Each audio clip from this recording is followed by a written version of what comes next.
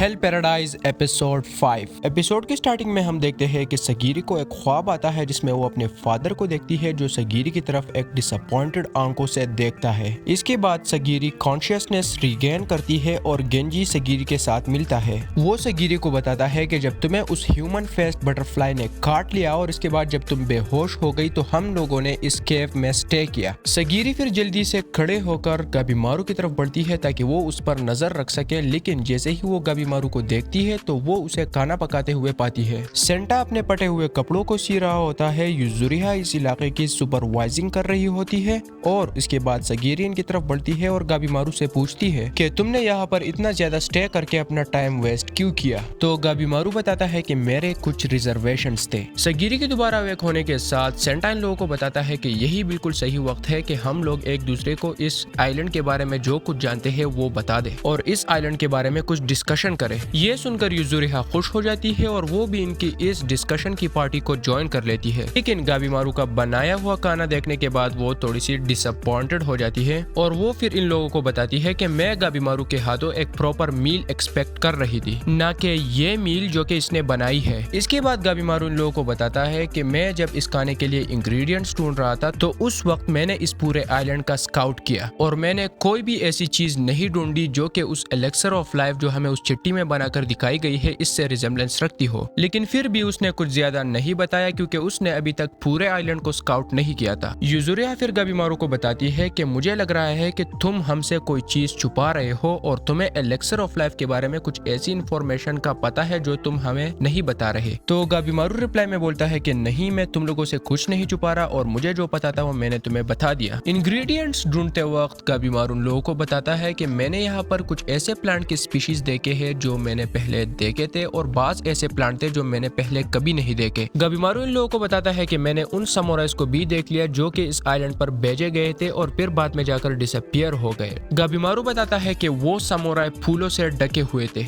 ये सुनने के बाद युजुरिहा गाबीमारू के खाने को फेंकती है और बताती है कि क्या तुमने उन मरे हुए समुराई के इंग्रेडिएंट्स को भी इस खाने में यूज किया है, जिस पर गाबीमारू से रिप्लाई में बताता है कि नहीं, मैंने उन्हें अवॉइड किया और खानों में उनके कोई भी इंग्रेडिएंट्स यूज नहीं किए। सेंटा फिर इन लोगों को बताता है कि हमें इस आइलैंड पर मौजूद जो रिलीजन है और उसके साथ साथ हमें जो एलेक्सर ऑफ लाइफ की तस्वीर दी गई है इन सब को नजरअंदाज करना होगा और इस आइलैंड पर जो स्टेचूज मौजूद है उनको अटेंशन देनी चाहिए ताकि हम ये फाइंड आउट कर सके कि इसकी टेक्नोलॉजी किसके पास है और इनको किसने बनाया, और इसके साथ ये भी फाइंड करना चाहिए कि क्या वो लोग इस आइलैंड पर मौजूद है। सगीरी सेंटा के बात पर अपनी ओपिनियन देती है और बताती है कि इस आइलैंड के डेंजरस मॉन्स्टर और इंसेक्ट्स को देखने के बाद मुझे ये हार्डली बिलीव होता है कि यहाँ पर कोई ह्यूमंस भी होंगे। सगीरी ने इस बात के साथ ये भी ऐड किया कि जब मैंने इन मॉन्स्टर्स को काटा तो मैंने ये फील किया कि इनके अंदर ना तो ऑर्गन्स है और ना ही रिप्रोडक्टिव ऑर्गन्स, और रिप्रोडक्टिव ऑर्गन्स के बारे में तो तुम्हें युजुरिहा खुद ही बता देगी।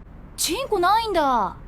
इसके बाद सेंटा बताता है कि जो रिलीजियस आइटम इन मॉन्स्टर्स ने पहने होते हैं वो बहुत ही सोचे समझे तरीके से बनाए गए हैं और इन्हीं चीजों की वजह से ये मॉन्स्टर्स कुछ डीटीज की तरह नजर आते हैं। ये सुनने के बावजूद कि ये आइलैंड कितना ज्यादा मिस्टीरियस और स्ट्रेंज है, गाबीमारू खुश हो जाता है कि इन मॉन्स्टर्स के बारे में हमें जो क्लूज मिले हैं वो हमें एलेक्सर ऑफ लाइफ के एग्जिस्टेंस का इशारा देती है और ये मुझे बहुत जल्द मेरे पर्डन के करीब पहुंचा देगी। युजुरिहा फिर जोकिंगली बताती है कि देखो, हम ऑलरेडी मर चुके हैं और ये आइलैंड आफ्टर लाइफ है, और सेंटा गाबीमारू की बात से एग्री करता है और बताता है कि हाँ, हमें इन मॉन्स्टर्स के बारे में और इंफॉर्मेशन गैदर करनी चाहिए जो हमें एलेक्सर ऑफ लाइफ के करीब पहुंचा देगी। जैसे ही रात पड़ती है सगीरी के पास गेंजी आता है और वो सगीरी को बताता है कि तुम्हें वापस एडो जाना चाहिए और तुम्हारे लिए गाबीमारू पर मैं नजर रखूंगा। गेंजी का मानना है कि सगीरी को हमारे क्लैन की लीडर के बेटी की तरह रोल एक्ट करना चाहिए, ना कि इस खतरनाक मिशन को पूरा करना है। इसके बाद इन दोनों के बीच सेंटा आता है और इनसे पूछता है कि क्या इस आइलैंड से निकलना इतना आसान होगा, क्योंकि इससे पहले जो समुराई यहाँ पर आए थे वो वापस नहीं जा पाए। इसके बाद सीन शिफ्ट होकर हमें एक असाइमन और एक क्रिमिनल दिखाया जाता है जो कि एक बोट को लेकर इस आइलैंड से निकलने की कोशिश करते हैं। इस असाइमन का नाम है टेंजाई और इस क्रिमिनल का नाम है नुरोगाई। धुंध बहुत ज्यादा होती है लेकिन फिर भी टेंजाई आगे बढ़ने से नहीं रुकता क्योंकि उसका मानना है कि एक ट्रू वॉरियर आगे बढ़ने से नहीं रुकता। नुरुगाई टेंजा पर कमेंट करता है कि अगर वो पानी के लहरों को नहीं समझ सकता तो वो आगे बढ़कर सिर्फ खुद को एग्जॉस्ट ही करेगा। नुरुगाई टेंजा की बहुत बेइज्जती करता है, लेकिन टेंजा उसकी बेइज्जती को बिल्कुल भी बुरा नहीं मानता, क्योंकि उसका मानना है कि एक संका फैमिली का मेंबर होने के नाते नुरुगाई उसे विजडम की बातें बता रहा है। और मैं आप लोगों के समझाने के लिए आप लोगों को बता दूं कि इस क्रिमिनल की फैमिली को विजडम की फैमिली मानी जाती थी। नुरुगाई टेंजा को बताता है कि अगर तुम मुझे इस आइलैंड से निकाल भी दो लेकिन फिर भी वो लोग मुझे मार देंगे। तो इस पर टेंजा बताता है कि मैं शोगन से तुम्हारे लिए बात करने की कोशिश करूंगा और तुम्हें इस मेस से निकाल दूंगा, क्योंकि मेरे ख्याल से दूसरे क्रिमिनल्स की मुनासिबत तुम्हें सजा नहीं मिलनी चाहिए और ये कि तुम बहुत ही ज्यादा इनोसेंट हो। इसके बाद इस ग्रुप के सामने एक बड़ी शिप अपीयर होती है, जिसे देखने पर टेंजा समझता है कि शायद ये शोगनेट की शिप है और वो हमें यहाँ से ले जाने के लिए आए हैं। लेकिन जैसे ही ये दोनों इन शिप्स के करीब पहुंचते हैं तो ये लोग रियलाइज करते हैं कि ये सारे शिप्स टूटे हुए शिप्स है और वो शिप्स है जो इस आइलैंड से निकलने की कोशिश कर रहे थे। उन शिप्स के बीच टेंजा ने जब टू शेडोज टाइप चीजें देख ली तो उसने अपनी सोर्ड निकाल दी, जिस पर नुरुगाई ने टेंजा को बताया कि अपने सोर्ड को वापस अंदर रख दो, क्योंकि शाइनिंग ऑब्जेक्ट्स एनिमल के अटेंशन को और भी ज्यादा बढ़ाती है। इसके बाद बहुत सारे ऑक्टोपस के टेंटिकल्स टाइप चीजें इनके शिप्स पर अटैक करती है। जैसे ही टेंजा इन टेंटिकल्स से फाइट कर रहा होता है ताकि वो दूसरे शिप को ढूंढ कर यहाँ से निकल जाए, नुरुगाई को कुछ फ्लैशबैक्स आते हैं जिसमें वो एक्सीडेंटली कुछ समुराइज को अपने विलेज की तरफ लीड करता है और इन्हीं समुराइज को शोगन ने इस नुरुगाई बंदे के ट्राइब को फिनिश करने के लिए भेजा था। तो उनको लीड करने के बाद वो समुराई नुरुगाई के पेरेंट्स, उसके फैमिली, उसके विलेज के लोग और साथ ही साथ उसके ग्रैंडफादर सभी को मार देते हैं। नुरुगाई को फिर एक दूसरी फ्लैशबैक आती है जिसमें वो प्रिजन में टेंजा के साथ मिलता है, जिसमें टेंजा इसको इस शिनसेनक्यू एक्सपीडिशन के बारे में बताता है, क्योंकि टेंजा का मानना है कि नुरुगाई को उसकी पनिशमेंट नहीं मिलनी चाहिए। इस ऑफर के बाद नुरुगाई सोचता है कि क्या मुझे जिंदा रहना चाहिए ताकि मैं अपनी संका की ब्लड लाइन को आगे जारी रखूं, या मुझे मरना चाहिए अपने उस सिन को अटॉन करने के लिए जब मैंने उस समुराई को अपने विलेज पर लीड करके उन्हें मरवा दिया। इसके बाद सीन प्रिजन को शिफ्ट होता है और हम देखते हैं कि टेंजा किशु के बॉडी को फाइंड आउट करता है। वो देखता है कि किशु की बॉडी भी पिछले समुराइज जो कि इस आइलैंड पर भेजे गए थे उनकी तरह फूलों से ढकी हुई है और उसकी बॉडी के बहुत सारे पार्ट्स से फूल निकले हुए हैं। इसके बाद एक टेंटिकल के अटैक से किशु की बॉडी 2 पार्ट्स में स्प्लिट हो जाती है। हम फिर टेंजा और नुरुगाई को ढूंढते हैं जिन्हें बहुत सारे टेंटिकल्स ने सराउंड किया होता है। किशु की कटी हुई बॉडी देखकर नुरुगाया को उसके ग्रैंडफादर की याद आती है। इसके बाद नुरुगाया और जीने से गिव अप कर लेता है और वो टेंजा को बताता है कि तुम मुझे छोड़कर यहाँ से चले जाओ। वो उसे बताता है कि यहाँ पर मुझे मेरी डिवाइन पनिशमेंट मिल रही है उस क्राइम के लिए जिस क्राइम की वजह से मेरे ग्रैंडफादर और मेरे विलेज के लोग मर गए।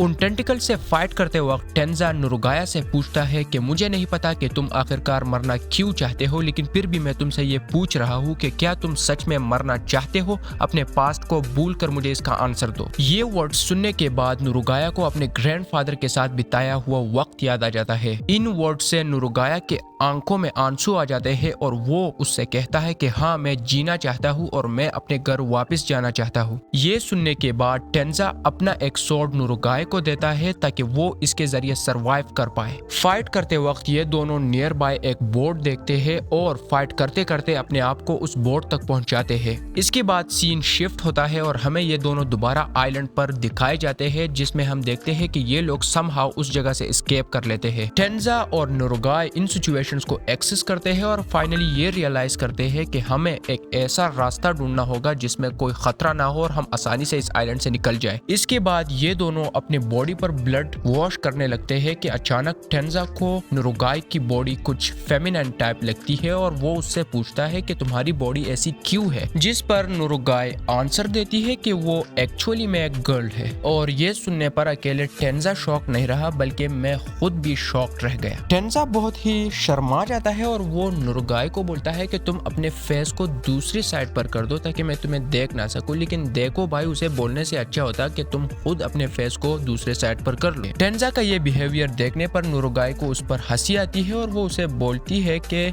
मुझे तुम पसंद आए और अगर हम इस आइलैंड से जिंदा निकले तो मैं तुमसे शादी करना चाहूंगी। दोनों आगे बढ़ते हैं और टेंजा नुरुगाई को बताता है कि हमें इस आइलैंड पर चक्कर मारनी होगी और हमें उस रोड को ढूंढना होगा जो हमें इस आइलैंड से निकाल दे। पर निकलने से पहले हमें अपने साथ एलाइज या दोस्त भी ढूंढने होंगे जिनके साथ मिलकर हम यहाँ से निकल जाए। सीन फिर सगीरी के ग्रुप की तरफ शिफ्ट होता है जिसमें हम देखते हैं कि गेंजी सगीरी को बोल रहा होता है कि तुम यहाँ से चले जाओ और ये कहने के बाद वो वहाँ से चला जाता है। सेंटा फिर सगीरी के पास आता है और वो उसे बताता है कि हाँ, मैं गेंजी की बात से एग्री करता हूँ, तुम्हें यहाँ से जाना चाहिए, लेकिन मैं ये भी चाहता हूँ कि तुम यहाँ पर रहो, तुम यहाँ पर गाबीमारू के खातिर रहो, क्योंकि मैंने तुम्हारी वजह से गाबीमारू में एक चेंज देखा है। सगीरी फिर उस वक्त के बारे में सोचती है जिसमें गाबीमारू ने उसे स्टेप बैक कहने को कहा था और उसके खातिर वो मॉन्स्टर से लड़ने लगा और उसे एक मॉन्स्टर से भी बचाया। रात के वक्त गाबीमारू की मुलाकात सगीरी से होती है जब वो रात की निगरानी कर रहा होता है। गाबीमारू सगीरी से पूछता है कि क्या तुम अच्छा फील कर रही हो, क्योंकि हमारे प्रीवियस फाइट की वजह से तुम्हें एक बहुत ही गहरा वूंड मिला था और उसी गहरे वूंड की वजह से उस बटरफ्लाई इंसेक्ट का जहर का तुम पर बहुत बड़ा इफेक्ट पड़ा। और वो उसे बताता है कि मेरे रास्ते में जो ऑब्स्टिकल्स थे उसमें मेरी मदद करने के लिए थैंक यू। ये सुनने के बाद सगीरी गाबीमारू को बोलती है कि तुम बहुत ज्यादा स्ट्रॉन्ग हो, लेकिन गाबीमारू रिप्लाई में बोलता है कि मुझसे भी ज्यादा स्ट्रॉन्ग तुम हो, एक ऐसे वे में जो मैं तुम्हें बता नहीं सकता या मैं अंडरस्टैंड नहीं कर पा रहा। गाबीमारू के ये वर्ड सुनने के बाद सगीरी का खुद पर कॉन्फिडेंस बढ़ जाता है और वो खुद पर भरोसा करने लगती है। अगले दिन सगीरी ने गेंजी से मुलाकात की और उसे बताया कि वो इस आइलैंड को नहीं छोड़ेगी और यामाडा क्लैन की बेटी के तौर पर अपने कैरेक्टर पर अमल करने के लिए उसका मशवरा नहीं लेगी और वो उसे बताती है कि मैं अपने रास्ते पर खुद चलूंगी। वो गेंजी को बताती है कि मैंने एक समुराई बनने का रास्ता चूज किया है और मैं एक समुराई बनना चाहती हूँ। मुझे हमेशा लोगों ने नीचे नजरों से देखा, मेरे बाप के साथ जो खुद भी मुझे नीचे नजरों से देखता था, लेकिन मैं समुराई बनना चाहती हूँ और तुम्हें ये एक्सेप्ट करना पड़ेगा। पर गेंजी सगीरी की बातों को नहीं मानता और वो ये रिफ्यूज करता है। इसके बाद वो अपनी स्वॉर्ड निकालकर सगीरी पर स्ट्राइक करता है, लेकिन इससे पहले कि सगीरी को वो हिट हो सके, सगीरी उससे उसकी स्वॉर्ड ले लेता है और पीछे हटकर उसे बताती है कि मैंने कल ही तुमसे सीखा है कि हमें इन स्वॉर्ड्स को सिर्फ बैटलफील्ड में ही यूज करना चाहिए, अपनों पर नहीं। जबकि गेंजी को सगीरी के हाथों में अपने तलवार देखकर और भी ज्यादा गुस्सा आ जाता है। सगीरी को गेंजी के पीछे रुकोरोटा नजर आता है और वो बहुत ज्यादा शॉक्ड हो जाती है और वो गेंजी को पीछे हटने के लिए बोलने की कोशिश करती है, लेकिन जैसे ही गेंजी पीछे देखता है वो जायंट अपने हाथ से गेंजी पर अटैक करता है और गेंजी को एक फटाल वूंड देखकर उसे नीचे गिराता है। रही बात सगीरी की, तो वो एक शॉक फेस से इनकी तरफ देखती है और इसी के साथ हमारा एपिसोड एंड हो जाता है। आई होप तुम लोगों को वीडियो पसंद आए और अगर आए तो प्लीज चैनल को सब्सक्राइब करना ना भूलना। मिलते हैं आप लोगों के साथ नेक्स्ट वीडियो में, तब तक के लिए बाय बाय।